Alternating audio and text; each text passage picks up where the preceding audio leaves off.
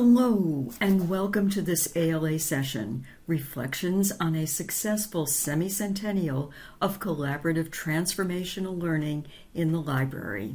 I'm Margaret Gigi Lincoln, recently retired Lakeview School District librarian in Battle Creek, Michigan. My co-presenter and former social studies colleague, Scott Durham, now an assistant professor at Kent State, is finishing up a 2-week teacher training project working with Native Americans in Cheyenne, Wyoming. Scott, however, has provided us with a pre-recorded series of slides, so you will get to know this outstanding educator with whom I've been privileged to collaborate for many years. Here are quick bios for Scott and for me, or as our students say, the brag sheets. Although retired from Lakeview, I continue to serve as a mentor for the Library of Congress, teaching with Primary Sources Teachers Network, and I'm a United States Holocaust Memorial Museum Teacher Fellow. Our session will include background on Lakeview High School Library. Scott will share with you highlights of our collaborative work, and then I'll do my best, Paul Harvey style, to tell you the rest of the story. This is the Lakeview High School Library where I began my career in 1973, working and collaborating in a world of print. Even in the pre-technology days, we did some exciting things, such as this Reach for a Star, Ask a Librarian, celebrity memorabilia letter writing contest. Be sure to click on the link for the vintage video recording of 2 West Michigan TV stations who covered the event back in 1990. Note that you'll have access to the slides from today's presentation, including embedded links to news articles and added resources. In the censorship book banning unit that I've taught in my information literacy course at Lakeview, I always give the historical perspective for Lakeview, where a book challenge to Rising Sun by Michael Crichton occurred in 1994, initiated by a high school parent. Book banning fervor spread like wildfire to other Lakeview buildings and to adjoining districts. A new high school opened in 2006 with the library envisioned as an open facility. I wrote a cover story article, accessible from this slide, for Media Spectrum, the professional journal of the Michigan School Library Association.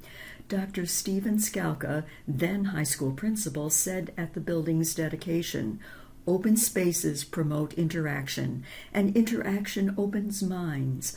Open spaces are full of light, and light suggests a climate of hope and opportunity." Here we are 17 years later in a still stunning facility located in the heart of the academic wing, where our 2023 March's Reading Month project was a fundraiser for the organization Sucho, Saving Ukrainian Cultural Heritage Online. I'm now pleased to introduce my colleague, Dr. Scott Durham. Hello, my name is Scott Durham. I am a co-presenter here with Dr. Gigi Lincoln in this special session called Reflections on a Successful Semicentennial of Collaboration. The subtitle of our presentation is called Transformational Learning in the Library. I cannot tell you how transformational my work with Dr. Lincoln and the Lakeview High School Library has been in my life and career, and I hope that becomes clear as I move forward. I met Dr. Lincoln in 1986 as a sophomore in high school. Here is a picture of me in that experience. This now is a picture of me today, my official Kent State University photograph. And you see those little squiggly circles in the middle there from my picture in 1989 to today. And I got to tell you that a lot has happened in those squiggles. And I hope to tell you that story and spell out for you the transformation that took place. I tried to reflect on what was important about our work together. And I think it was 3 things. First of all, what I saw in the library was a path or access to a world outside of the schools, onto something bigger, something better, something interesting, a way to quench my thirst of figuring out the world and myself and my relationship in it. And so the library offered that opportunity. It did so by helping me engage in more meaningful and interesting things that related directly to my life. And so because of that access to the world that seemed more meaningful, that seemed more engaging, this certainly increased the level of intrinsic motivation that we find and want in our students. Now, before we go any further, I want to maybe offer you some advice about how to engage in this presentation itself. We are going to tell you about a lot of things that we did together, and I do not want you to perceive this presentation as a roadmap, as prescriptive, as do it this way. That's the picture on your left. Do not cross that out of your mind right now. Do not think about this as a roadmap. Here's step one, here's step two, here's step three. Rather, look at the picture on the right. This is called a rhizome. And it's something that it's a concept that I came to be familiar with during my PhD studies, which I'll talk about later. And it's written about by a late 20th century French continental philosopher named Deleuze. If you need any more evidence that my experience with the Lakeview High School Library has been transformational, think about me in 1989. I never even heard the name of Deleuze, nor thought I would ever be quoting late 20th century French continental philosophers, especially relating it to my teaching practice. But certainly the concept of a rhizome is important. And so let me explain that really quick. A rhizome, as you see, has no real organization. It's just that the things pop up along the way and the connections are made. And so an event will happen in your life and you will make a connection to it and it will fire up a connection to something else down the line. And then a new connection will be made. And all of these things are always constantly working amongst us and within us. But early on in my career, Gigi asked me if I would participate in the Library of Congress's American Memory Fellowship, where we would go to Washington, D.C., and work with the librarians there to develop a lesson based on primary sources. Of course, I wanted to do it. We were accepted. We zipped down to Washington, D.C. for a week. We stayed right near the Madison building of the Library of Congress and worked in the Madison Library every day. Whenever we wanted things, we wanted a clip of this or a photograph of that, librarians would just zip off and go find it for us. And I'm proud to say that the lesson that we created over 20 years ago still rests and is available on the Library of Congress's website. It's about World War I, and we used recordings of various American leaders on both sides of the opinions of whether and whatnot we should be getting involved in a global war. And it obviously focuses on primary source analysis, but it's still there. You can access it there. There it is. It's called What Are We Fighting For Over There? The next project we worked on was our first with the United States Holocaust Memorial and Museum. We brought a traveling exhibit about Oskar Schindler to Battle Creek. Certainly we had many students go through the exhibit. The public was always invited. And like I said, it really just got us, not only help us figure out what to do with traveling exhibits, but really built the confidence in us that we could actually do things like this. And that led us to bring the largest traveling exhibit from the United States Holocaust Memorial Museum. It's called Life in Shadows, Hidden Children in the Holocaust. We decided to bring this exhibit to Battle Creek.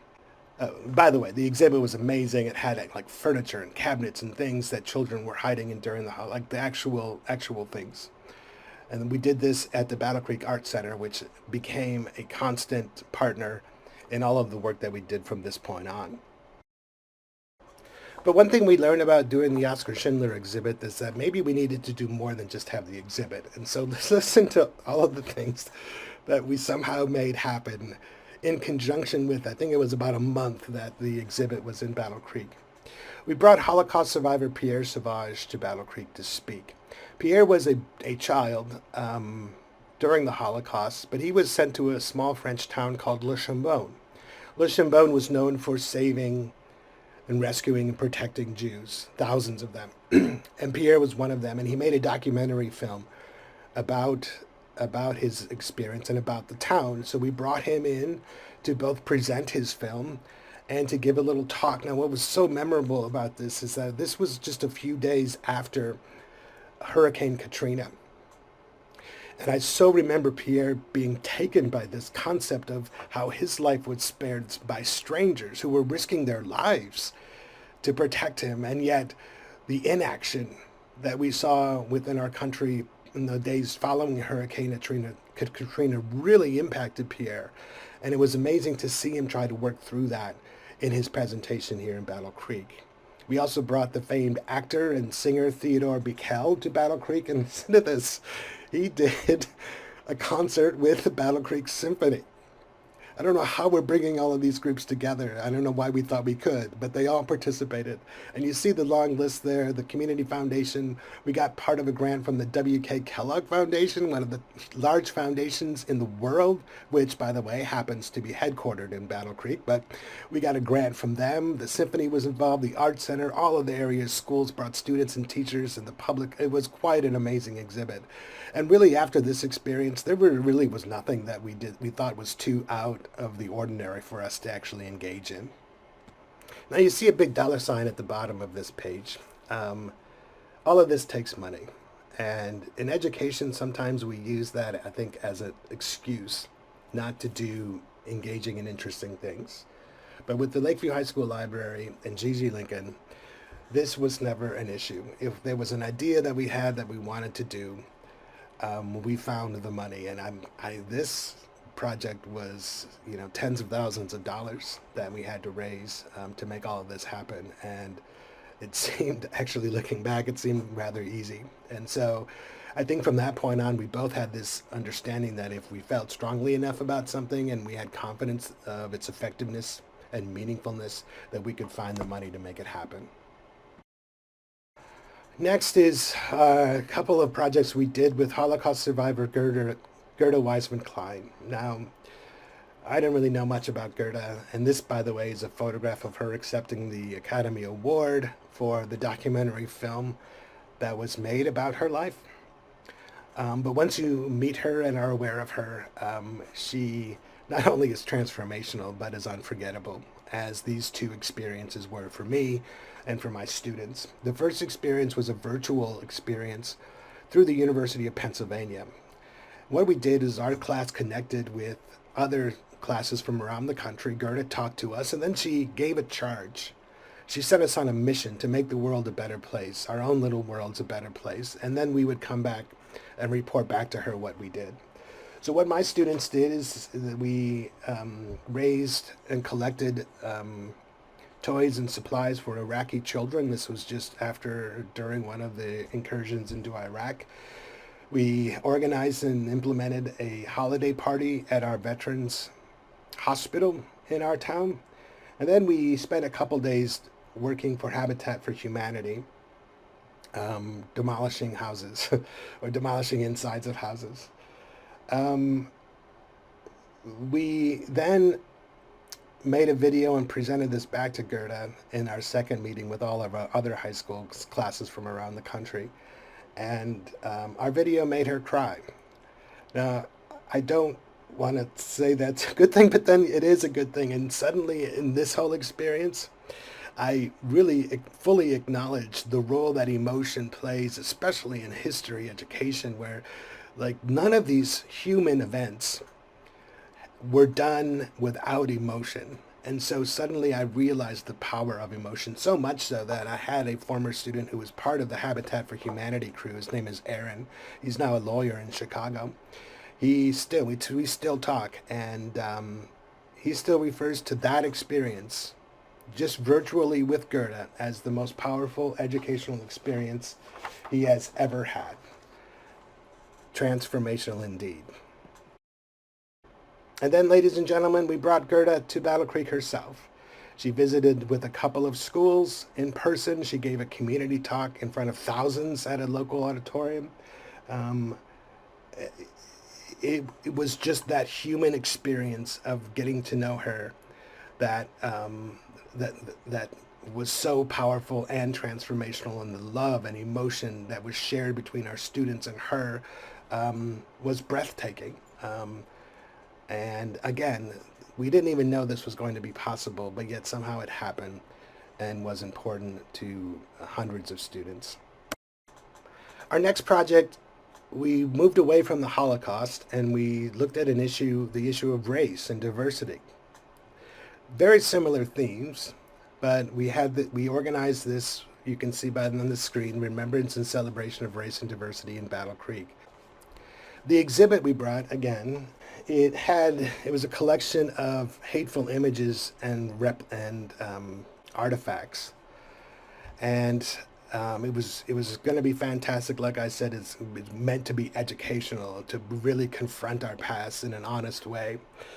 Now, a day before the exhibit was supposed to open, the interim superintendent at our school district notified us, it was a Sunday, that she was forbidding any of our students from engaging in seeing the exhibit and or participating in any of these supporting events. She claimed that the images and artifacts were too difficult for students to be exposed to, and therefore would not allow our students to participate, and then this expanded to other schools in the area as well. But to think that there are issues too difficult for at this point white students to be engaging in really didn't cross our minds, and it really woke us up to this. And maybe Gigi will add something to that, but it was a very difficult few weeks there. But one of these supporting events is we brought in the real coach Herman Boone from the movie Remember the Titans to speak to our community. And we told him all about what had just happened with our superintendents, and we brought him in, I think it was either the Monday or Tuesday after the cancellation. And we brought him to the exhibit and with some reporters and TV news people. And he went around the exhibit and finished with the theme that everyone should experience this exhibit. And it helps us move on, first confront our past, and then move on from it. And I can't tell you how joyous it was for Gigi and I to have that experience with Coach Boone. As you can see in this picture, how happy we are. And for him to take that line, it kind of made it seem like everything we had done was good and was the right thing to do. So thanks, Coach Boone. The next very impactful project that we did was around a traveling exhibit called Besa. Besa is this concept in Albania where anyone who comes to your door, any stranger that knocks on your door, you're supposed to help without question. And so during the Holocaust, and I didn't know this before we brought this exhibit here, Albania was the only European nation whose Jewish population increased during World War II because of all of the Jews that they saved and protected. And so we created two exhibits that would go, we didn't create two exhibits, we brought the one exhibit in about Besa, and then we created a partnering exhibit, and I want to tell you about those two things. Now the Besa exhibit was simply a collection of photographs of the Albanians and the Jews that the photographer could find. And it took you can see the example here. It really tried to capture the essence of the people, of what was important to them, in a very stark black and white photograph. And so I forget how many, I'm going to guess there were about 30 photographs in the exhibit that we brought. And it told the story of Besa. And I want to tell you how impactful and transformational this exhibit was. During the exhibit, one of my friends who was a principal at a different school district came and brought her husband, who was from that part of the world. And Benny, what was his name? Benny started talking to strangers in the exhibit about what he knew about these concepts and ideas. And suddenly there was a crowd around Benny, and Benny was leading groups through the exhibit on his own. And while he was doing that, I noticed my friend like tearing up a little bit, and so I went to talk to her and like see what was going on. And now I'm getting choked up. She said that Benny, her husband, had mentioned that she was her besa, and she never really knew what that meant. And yet, while seeing this exhibit suddenly made all of that seemed concrete for her, and made her understand and appreciate what that meant and what she meant to him in an even more deeply and engaging way. So I told you that we also created our own exhibit. We called our exhibit Where Nobody Need Wait. And we decided to find people in our community that were engaging in BESA, this idea of helping people regardless. And we partnered with our local community college's photographic department, and they sent students out to both interview and then create these photographs of these people that were doing these great things in our own community. I think we had like 12 or 14 of people, and you can see that these photographs were very similar to those of the basic photographs. And the idea was there a way that we can kind of bring the past and present and perhaps future together? And then I met these women. These are Dee and Dora Damaso, who were teachers and retired and were traveling the world as when they were younger, but got too old, and they created a Damaso International Teaching Fellowship where they would send a teacher from our local community on an international journey of their planning to learn about the things that they taught. And so in the summer of 2013, I traveled for 97 days around the world to 18 countries, 30 some cities, to learn about what I was teaching. Part of that, in the month of September of 2013, I had to teach my class while I was traveling the world. And so with the library's collaboration and cooperation, we created online modules for our students to engage in. Remember, this is now long before COVID. And I touched base, I would zoom in. It wasn't Zoom then, I don't know what it was, but I would video conference in every other day or so, or sometimes every day, from the various historic places I was at from around the world. Luckily, we had someone like Dr. Lincoln in the library who had been to some of the places that I had visited, like Moscow here in this photograph. I returned to Lakeview High School after my PhD last year and was an instructional coach. And while there, these more daily, really, collaborations took place between teachers and the library. We have a virtual reality lab in the library where we worked with language arts students and science students and social studies students and sent them through virtual reality experiences. I remember one science teacher who had to lead a class dissecting a frog, and they had never done that. And so I brought her down and we did a virtual reality frog dissection, which when I went to watch her lead the dissection with her class was exactly the same. And 9/11, we had a 9/11 exhibit where we found these old newspapers in the library that occurred on 9/11. And so we laminated them and created 3 stations where classes could come down and read these newspapers. They could watch a video of those teachers in the building, including me and Gigi, to tell our experiences on 9/11. I also brought together a creative writing class who had written scary stories with our photography class. The photography students would pick a creative writing class scary story and then create a photograph that depicted that story. And then we presented publicly both the story and the photographs available on display in the library. And certainly I don't want to ignore the fact that the library had become by this time the Center for Diversity Work. Not necessarily led by the library, but it was just a safe space for the Black Student Union to have their meetings, for the African American liaison to have their office. And so it really became a focal point for doing this really important work. I've talked too long already, but I just want to refer back to the rhizome here. I'm hoping you see that there's no real rhyme and reason, but yet a lot of connections between everything I just told you about. These memories are mine and the things that were important to me that I remember. Gigi's going to tell you other things, I'm sure. And I'll turn it over to her in a minute. But I also want to say that even though a rhizome is unorganized and unpredictable, there was one aspect of my experience in the Lakeview High School Library. And since she can't edit any of this out, I'll tell you that the common strong theme was Dr. Gigi Lincoln. I remember one evaluation we had for our school. I don't know if it was, they come and, give you accreditation. I don't know if it's South Central or something.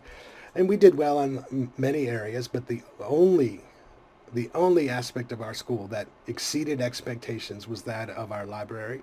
And that is because of Gigi Lincoln. And everything that I just told you about would not have occurred without Dr. Lincoln. And so I sit now as a assistant professor of education, something I had no idea I would ever get to want to be, let alone accomplish.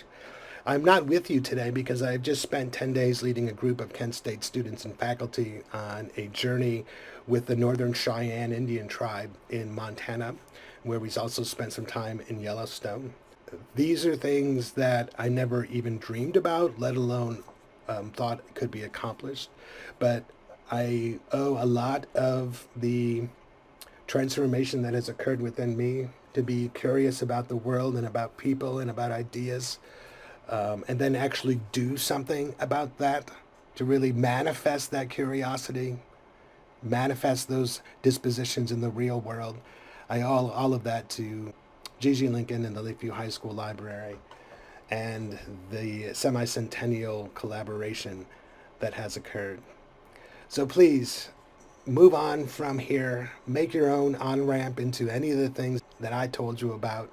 Contact me with any feedback or questions about how we did something, or if there's something you want to do, or if you want to collaborate with me here at Kent State University. There's a lot we can do. Feel free to contact me there at my email address, and I thank you for listening. Thank you, Scott. You've just received a resounding round of applause.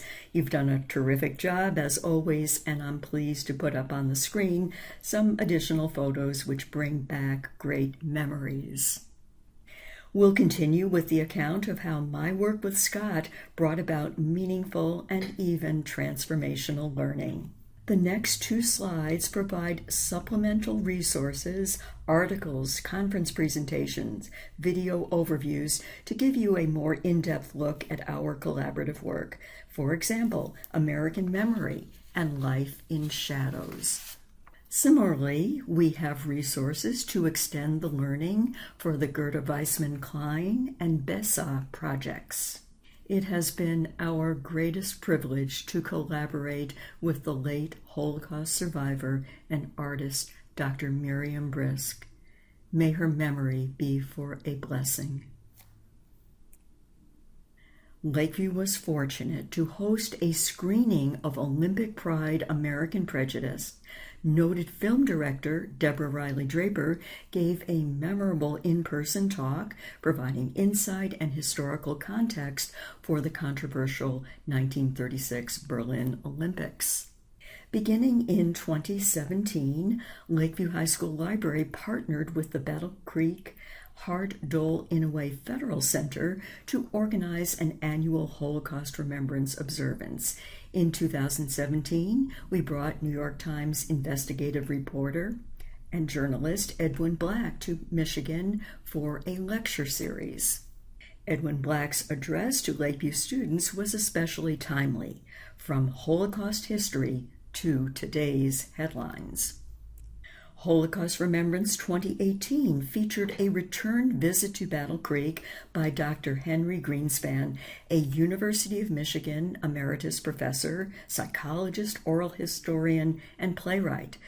Dr. Greenspan performed Remnants, his acclaimed one-man play, at Lakeview as part of his anniversary tour. The promotional poster shown on this slide was designed by Miles Honus, the same Lakeview student who had been mentored by Edwin Black in 2017, and Miles went on to work with Dr. Greenspan at U of M. Dr. Greenspan's 2022 visit to Battle Creek for Holocaust Remembrance was extremely well received. Although virtual, there was the familiarity of performing on screen in the same black box.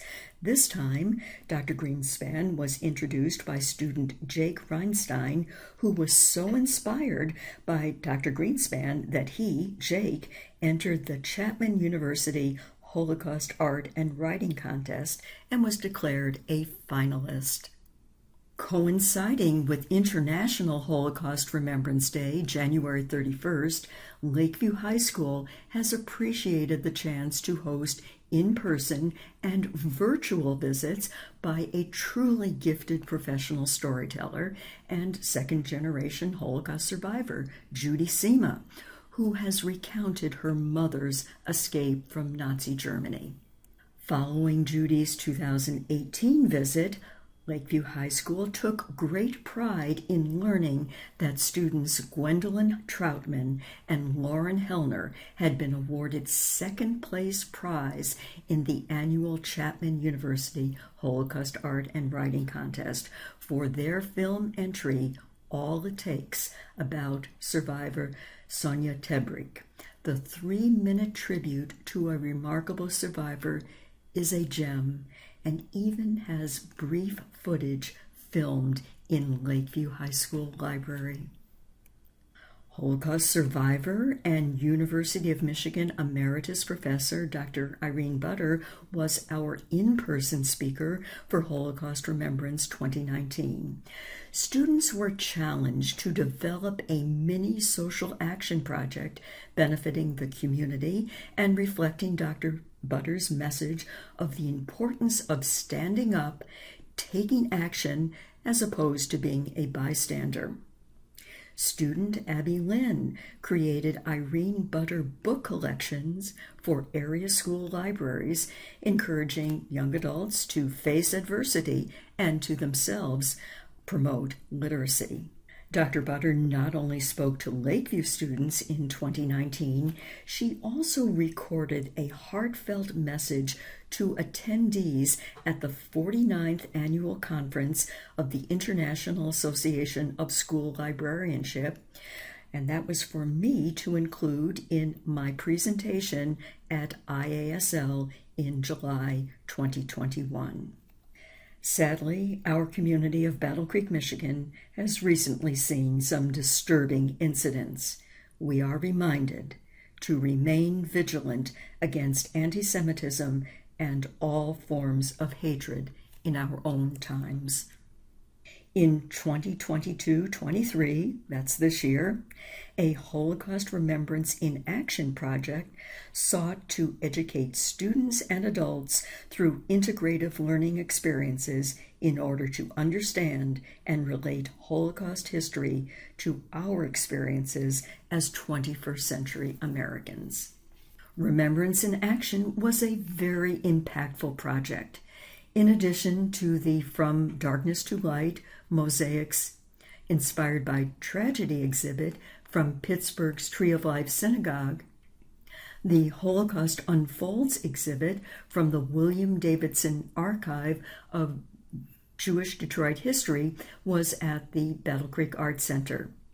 Other events included a Michigan ADL, Anti-Defamation League, professional development workshop, a Peeks into the Past Willard Library live-streamed panel discussion, and an opening reception on September 18, 2022, coinciding with the premiere of the new film by Ken Burns, Lynn Novick, and Sarah Botstein, The U.S. and the Holocaust. As a mentor for the TBS Teachers Network, I was invited to give a poster session about the Remembrance in Action project at the National Council for the Social Studies annual conference held in Philadelphia this past December 2022. I included information in my poster about the West Michigan Holocaust Partnership and the chance for students to participate in the Henry Pestka Art and Poetry Contest. And our students did that. After viewing the mosaics exhibit from the Tree of Life Synagogue during their fall visit to the Battle Creek Art Center, Lakeview Advanced Art students created their own social justice-inspired mosaic works, guided by the contest theme, Never Forget, and they submitted entries to the Henry Pestka Art and Poetry Contest. An evening gala reception was held May 17, 2023 at Frederick Meyer Gardens and Sculpture Park in Grand Rapids, Michigan for winners of the competition. Guests viewed the outdoor sculpture Ways to Say Goodbye by Ariel Schlesinger. Lakeview was well represented in the competition, with 5 students selected as finalists. Andy Arzaco received first place in the 10th grade art category for Never Forget Your Roots, and senior Elise Siegel was recognized for her poetry entry, a memorial tribute to Zlatka Ajenberg, age 2, killed during the Holocaust. Helping libraries to educate and respond to the Holocaust in today's world has been another aspect of Remembrance in Action this year. Thanks to the generosity of the family of Holocaust survivor Eva Unterman, some 180 Michigan libraries in 2023 received copies of Through Eva's Eyes via State Library Delivery System. The powerful story of Eva Unterman was beautifully written and illustrated by Eva's own granddaughter, Phoebe. A surprise retirement celebration was organized by my amazing high school colleagues on May 24. Again, we made front page of the Battle Creek Inquirer. How grateful I was that these 50 wonderful years could be marked by such an uplifting event with staff, students, community members, family, and friends coming together. This May 2023, we also celebrated Literacy, Libraries, and Literature at Lakeview High School with the final Legacy Books Project ceremony. State Superintendent of Public Instruction, Dr. Michael Rice, gave keynote remarks. In conclusion, collaboration with Scott Durham and with a host of outstanding colleagues has helped make instruction vibrant, relevant, and truly transformational for Lakeview students. Through joint teacher-librarian projects, we have opened doors to a world of knowledge and to experiences that otherwise would have remained closed. Our work together, begun in the school setting, has extended into our minds as learners and into our hearts as human beings. Thank you for your participation in this session. I look forward to hearing from you now, live, or down the road by email. Please do contact me, and the slides and a recorded version of this presentation will be made available. Thank you again.